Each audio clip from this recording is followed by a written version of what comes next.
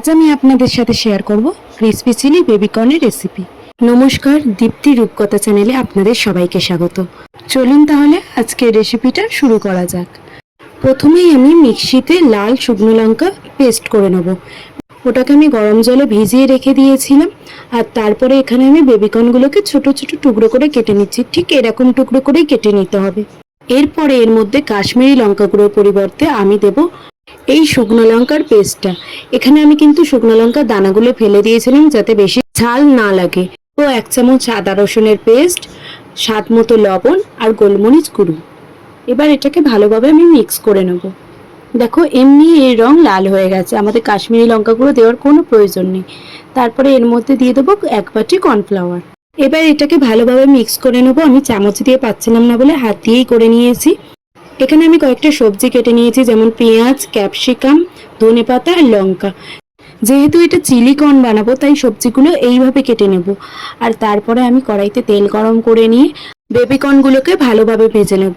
Low to medium ফ্লেমে রেখেই ভাজবো যাতে ভেতরটা ভালোভাবে ভাজা হয়ে যায়। এরপর বাইরেটা লাল হয়ে এলে আমরা এটাকে তুলে অন্য পাত্রে রেখে দেবো। এরপর আমি অন্য কড়াইতে সামান্য পরিমাণে সর্ষের তেল দেব। আর সেখানেই দিয়ে দেবো 1 চামচ আদা আর 1 চামচ রসুন। ভালোভাবে এইটা নেড়ে চেড়ে নেবো যাতে আদা রসুনের গন্ধটা চলে যায়। আর এইবারেও কাশ্মীরি লঙ্কা গুঁড়োর পরিবর্তে আমি দেবো সেই শুকনো লঙ্কার বাকি পেস্টটা দিয়ে দেবো। তারপরে এর মধ্যে দেবো 1 চামচ ভিনিগার। এরপর এর মধ্যে কেটে রাখা ক্যাপসিকাম আর পেঁয়াজটা দিয়ে ভালোভাবে ভেজে নেবো মশলাটার সাথে।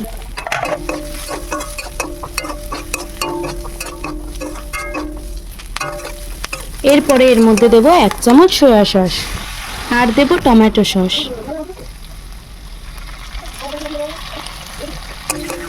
এরপর সসগুলোকে ভালোভাবে মিশিয়ে নিয়ে এর মধ্যে জল ঢেলে দেবো পরিমাণ মতো। আর দেবো স্বাদ মতো লবণ আর টেস্টটা ব্যালেন্স করার জন্য সামান্য পরিমাণে চিনি আর গোলমরিচ গুঁড়ো। যেহেতু অনেকক্ষণ আগেই বেবিকর্নগুলোকে ভেজে তুলে রেখেছিলাম তাই আর একবার ভেজে নিচ্ছি। এতে কর্নগুলো গ্রেভির মধ্যে পড়লেও ক্রিস্পি থাকবে। এদিকে আমি একটা বাটিতে কর্নফ্লাওয়ার গুলে নিয়ে গ্রেভিতে দিয়ে দেবো।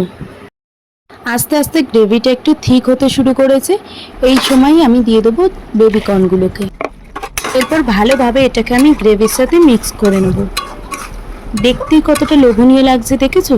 বিকেলের স্ন্যাক্স হিসেবে আপনারা এটা রাখতেই পারেন। ঝাল আপনাদের পরিমাণ মতো দেবেন। আমি এখানে লঙ্কা দিয়ে দিয়েছি আর দিয়েছি ধনেপাতা। এটা আমার রেডি হয়ে গেছে। আমি একটা পাত্রে এটাকে তুলে নেব। বাড়িতে অবশ্যই এটা বানাবেন আর আমাকে কমেন্ট করে জানাবেন। আর আরও এরকম নিত্য নতুন মজাদার রেসিপি দেখতে হলে আমার চ্যানেলটাকে সাবস্ক্রাইব করে পাশে থাকবেন।